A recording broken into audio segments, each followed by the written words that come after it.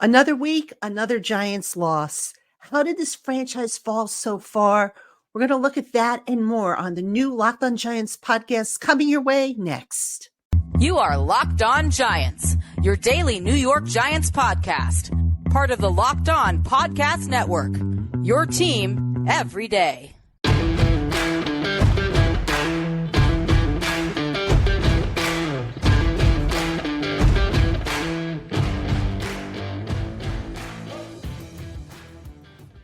This episode of the Locked On Giants podcast is brought to you by GameTime. Download the GameTime app, create an account, and use the promo code LOCKEDONNFL for $20 off your first purchase. Last-minute tickets, lowest prices, guaranteed. Hello, New York Giant fans, and welcome to another edition of the Locked On Giants podcast, part of the Locked On Podcast family, your team every day. My name is Patricia Traina, and Giant fans, this is just really taking a toll. New York Giants losing again. Not only losing, but getting blown off the field, getting their doors blown off by the Dallas Cowboys, 49-17, which now means the Giants have been outscored in 2 games by Dallas, 89-17. And folks, this is as bad as it gets. And I'm going to tell you, I'm going to make a confession here before I tell you what's on today's program. Normally, I pre-record my intros to the show, and I usually do one for a win and I do one for a loss. I didn't even do one for a win this week because I just had that feeling. And, not that it's a big deal. It's a couple of extra seconds off my, off the schedule here to do an extra opening, but I was like, gosh, I just don't know about this team anymore. I mean, I don't understand some of the things they're doing, which I'm going to talk about on the program. I don't understand how they can look this bad, this unprepared week after week. I'm just absolutely flabbergasted. So that said, on today's show, we'll talk about a few things to emerge from this game, numbers-wise, stat-wise, observations. We'll talk about the coaching, which I got to tell you, I continue to be baffled by some of the decisions this coaching staff has made this year. So we'll talk a little bit about that. And then we'll try and talk about the future because there were a couple little good pieces of good news to come out of this. So we'll save the best for last because goodness knows we're going to need it. So thank you as always for tuning into the Locked On Giants podcast, making it your first listen of the day, or if you watch on YouTube, your first watch of the day.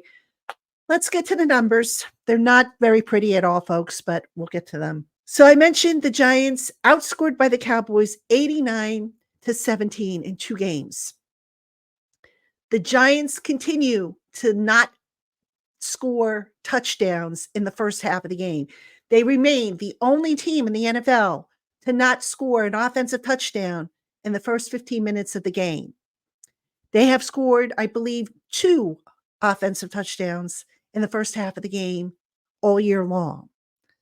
In this game against Dallas, they were 0 for 12 on third down. Okay? Dallas 6 for 12 on third down. The net yardage on offense, 640 for the Cowboys to 172 for the Giants. And oh, by the way, 172, most of those yards came in garbage time.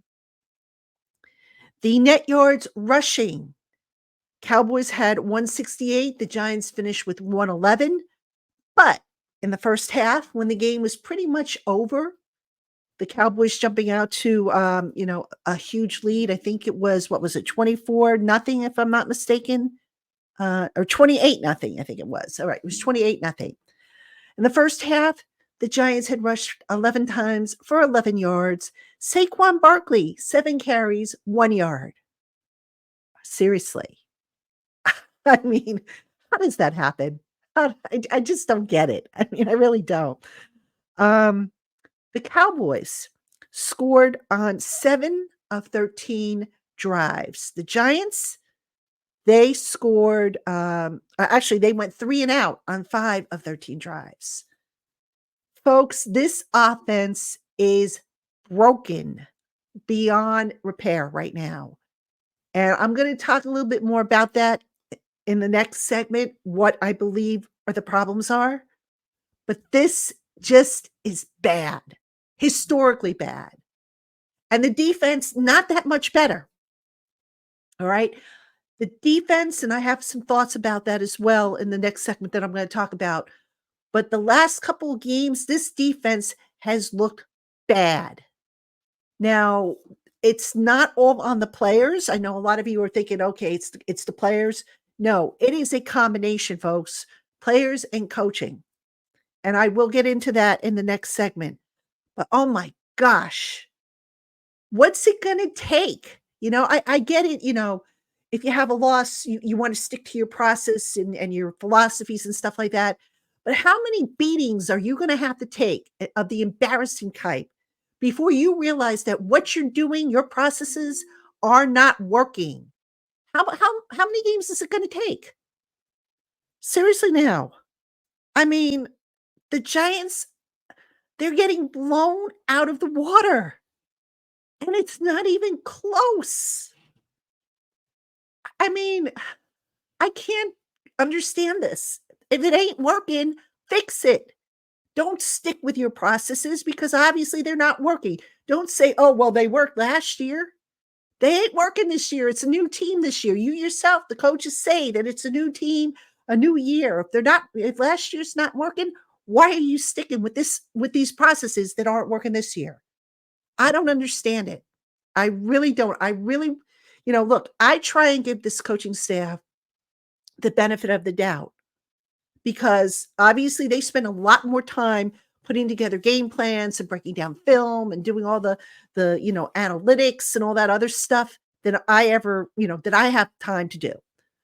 But some of these decisions are just common sense. I've mentioned analytics before and how the Giants, they seem to go with analytics, which is fine, but analytics don't count for injured players. They don't count for, little intricacies that pop up that maybe common sense should kick in and say, you know what, even though the analytics say we should do X, because we have injuries here or because we have this going on here, we should do Y.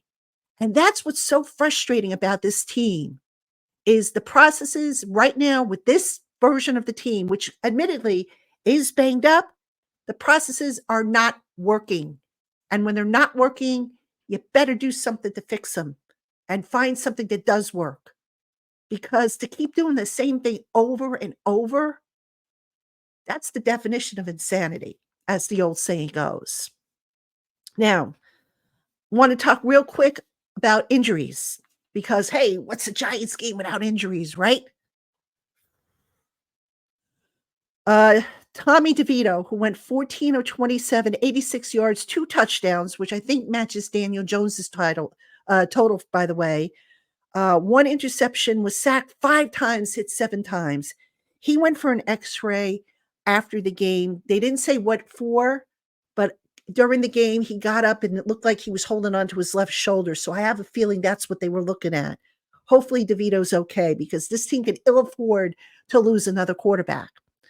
Andrew Thomas had a knee injury when he got rolled up on in the first quarter. He came out for a little bit and then he went right back in. Hopefully, that's not a serious thing that's going to keep him out of the game moving forward.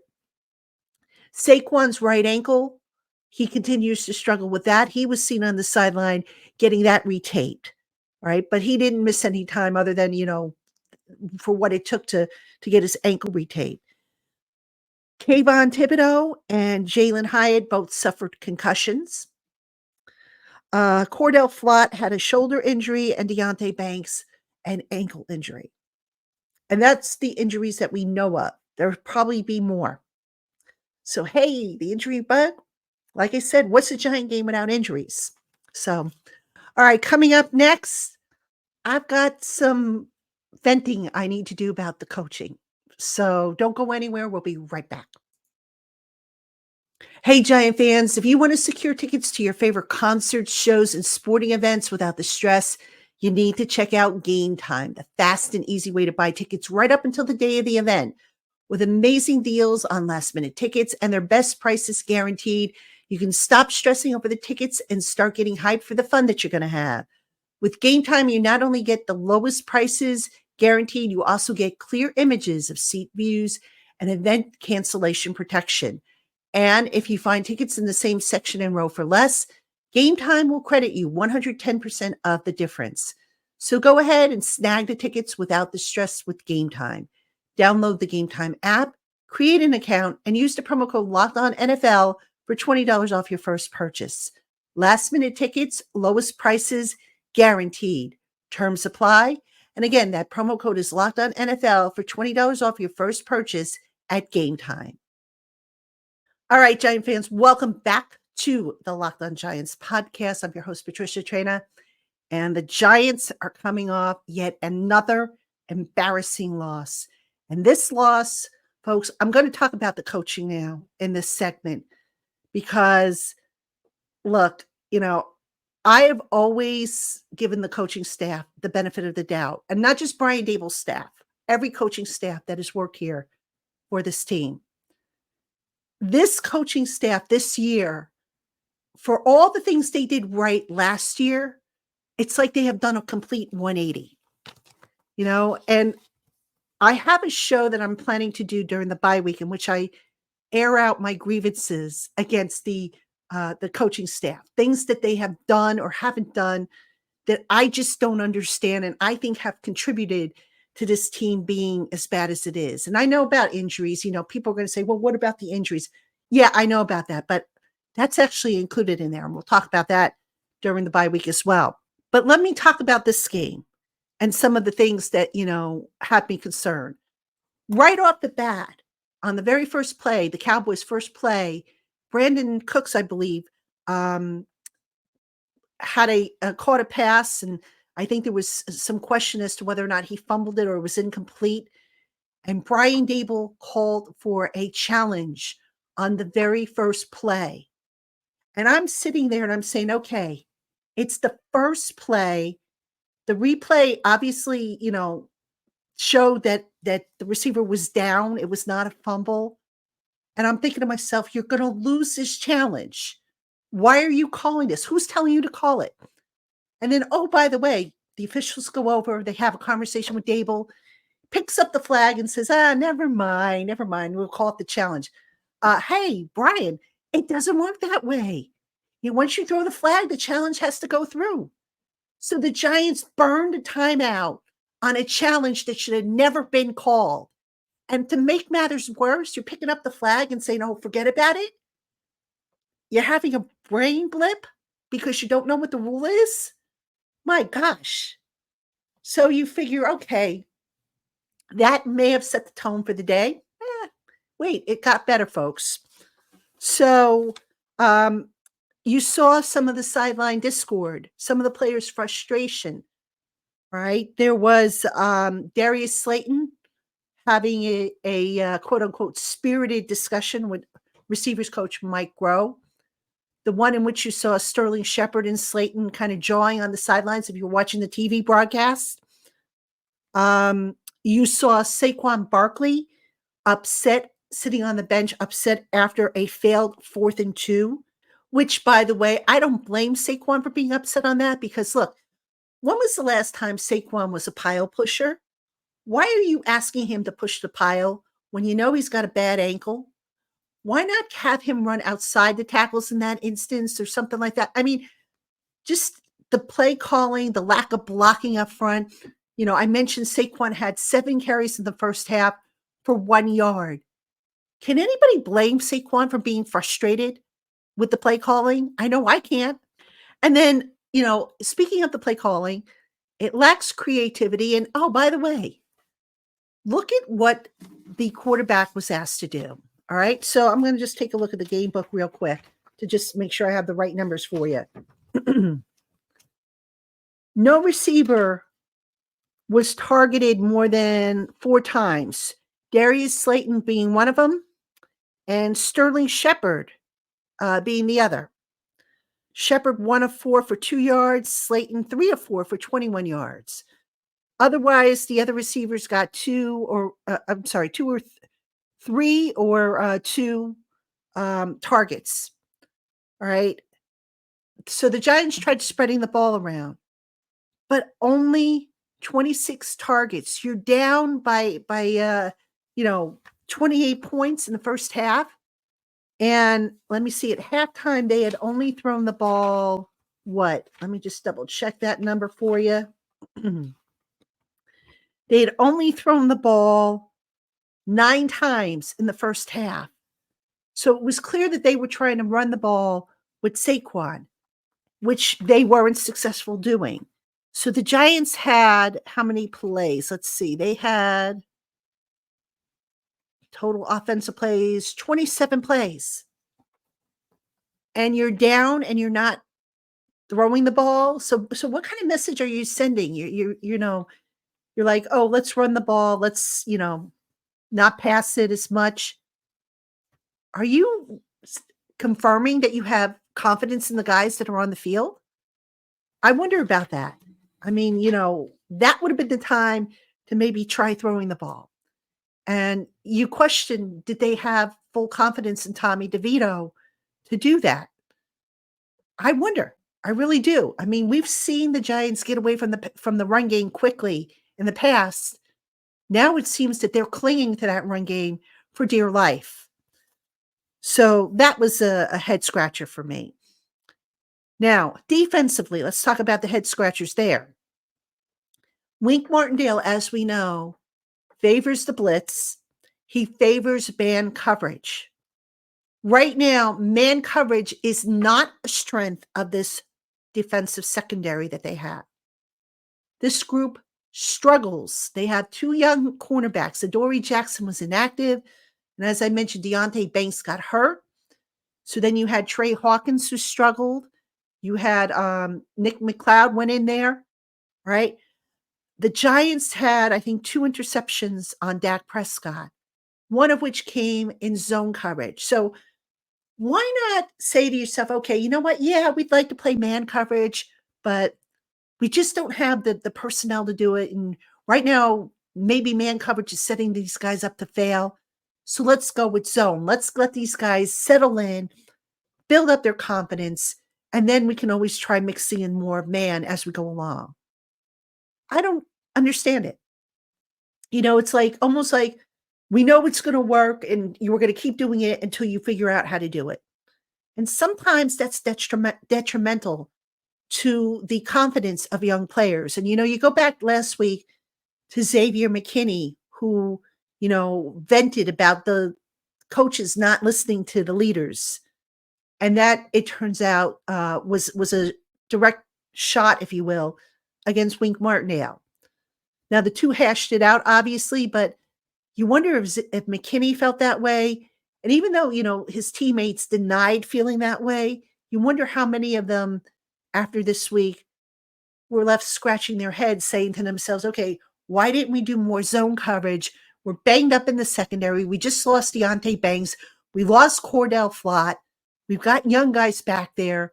Why aren't we doing more zone coverage? So I didn't understand that as well either. The play calling decisions, going back to the first half when the Giants had, I think it was 4th and 4, and they went for it. I didn't have a problem with them going for it, even though, a lot of people are like, they should just take the points because they have so much trouble scoring. I did have a problem with the play call. I just didn't understand it. There you're going with Saquon and, why not try a pass in that situation? A short pass to try and get it in there. So just so many coaching decisions that just leave me perplexed. And, the unfortunate thing is by the time we get to Thursday, which is when Kafka and Martindale talk, they're already on to the next game. So the answers you get to the questions don't really come. And you have to kind of more or less ask Brian Dable and hope that he gives you an answer, which he doesn't, necessarily do. But folks, just the overall coaching, just not as sharp and not as tight as it was last year. And it's showing up in the results. And again, I'm going to have way more on this topic I'm devoting an entire bi-week show to things that I don't like about how this team has gone about getting itself ready for the year. That one is going to be epic. Trust me, you won't want to miss that one. Okay, coming up next, all we have to look forward to now is the future. So we'll talk a little bit about that right after this. Hey, Giant fans, score early this NFL season with FanDuel, America's #1 sportsbook. Right now, new customers get $150 in bonus bets with any winning $5 moneyline bet. That's $150 if your team wins. If you've been thinking about joining FanDuel, there's no better time to get in on the action.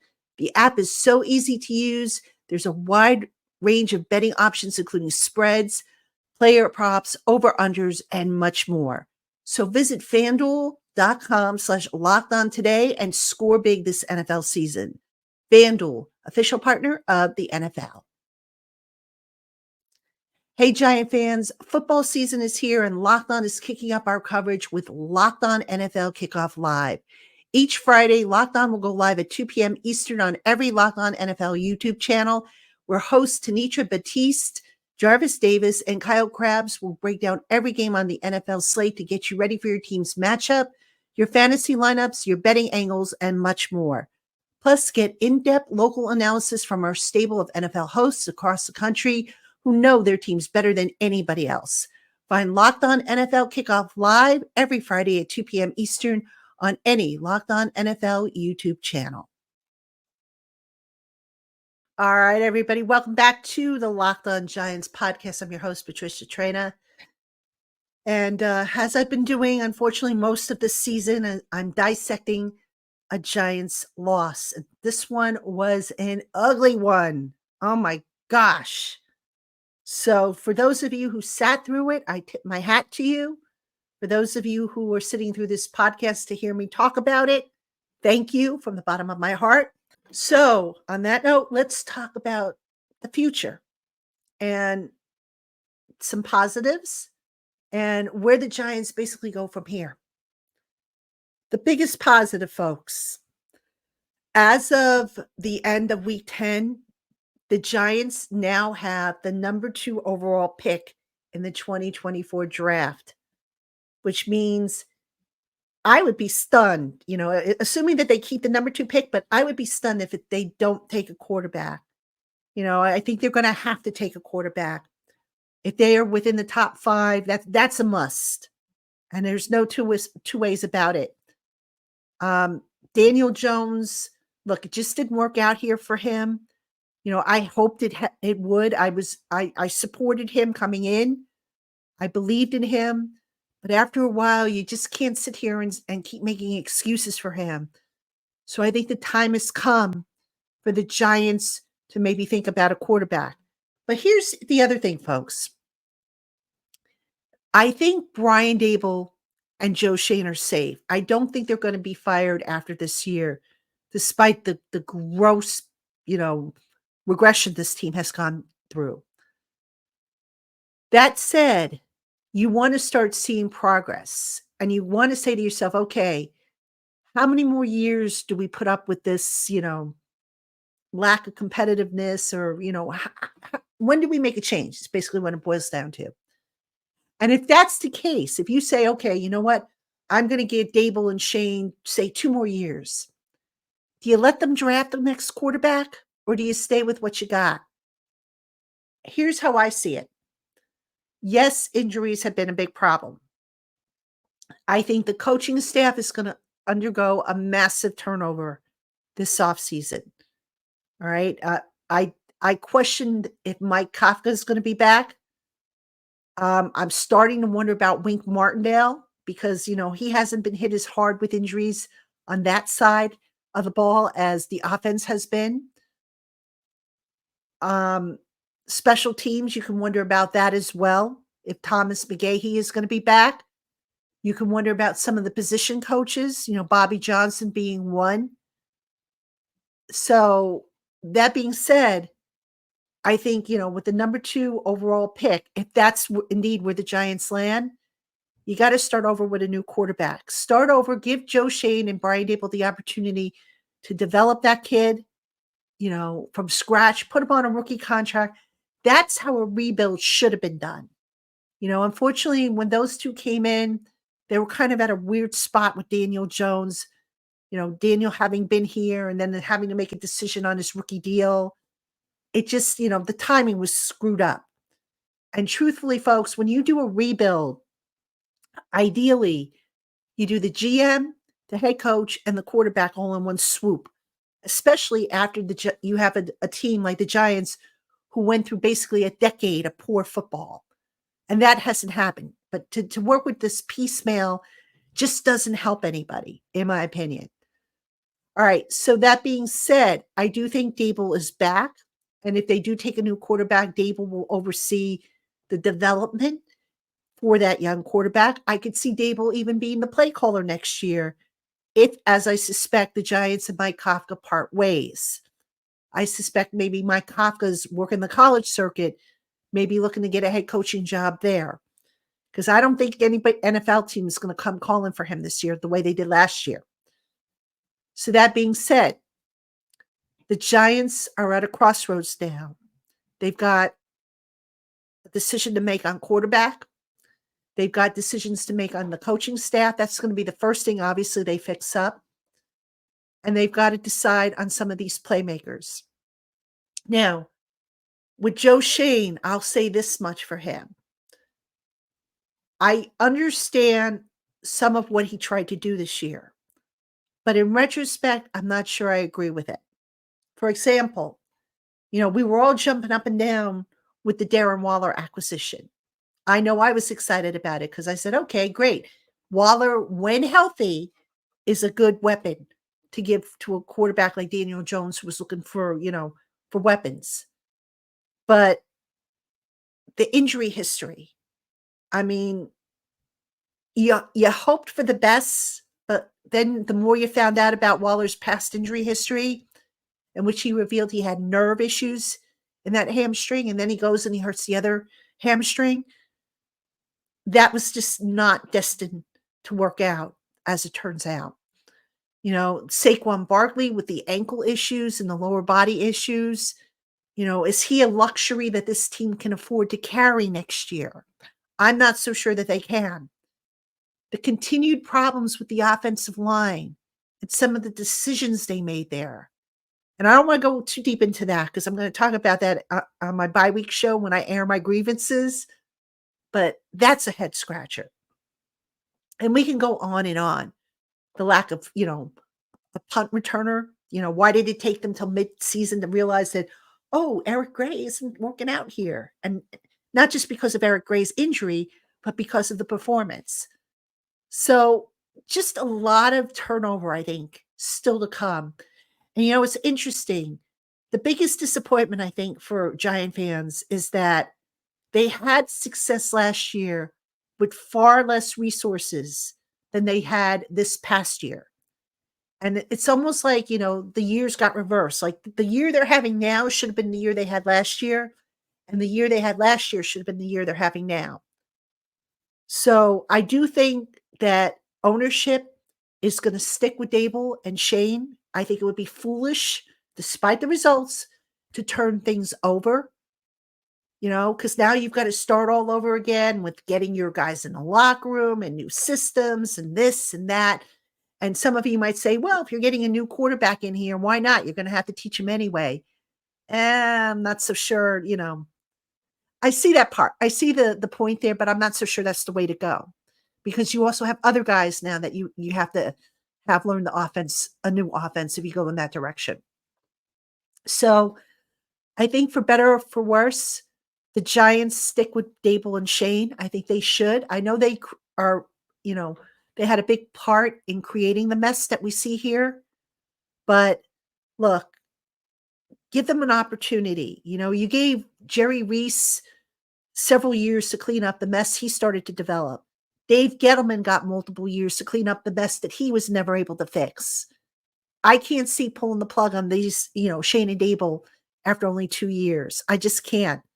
I don't think it makes sense, and I don't think ownership will do it after this year. But we'll see. Maybe, I've been wrong before, It wouldn't be the first time if I'm wrong. So, all right, Giant fans, I want to thank you for sitting through this venting session. It was a venting session for me. I want to thank you, as always, for tuning into the Locked On Giants podcast, supporting the Locked On Giants podcast, and of course, my work over on Giants Country. I'll be back tomorrow with a new episode. Hang in there, folks. We're all in this together. We're all going to have a big group hug when this season is over, and hopefully, we'll have better things to talk about. Sunnier skies ahead for this fan base, which has suffered for most of the last decade.